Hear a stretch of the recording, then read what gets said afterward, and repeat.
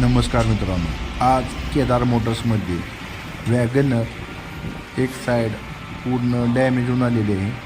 गाडी रोड साईडला एक चेंबरमध्ये पलटी झालेली आहे. गाडीचे अर्जंटमध्ये काम आपण करून दिलेलं आहे. गाडीचे डेंटिंग काम करून आपण पेंटिंग गाडी दुसऱ्या दिवशी तयार करून दिलेली आहे. गाडी पेंटिंग झाल्यानंतर लुक पाहू शकता आपण.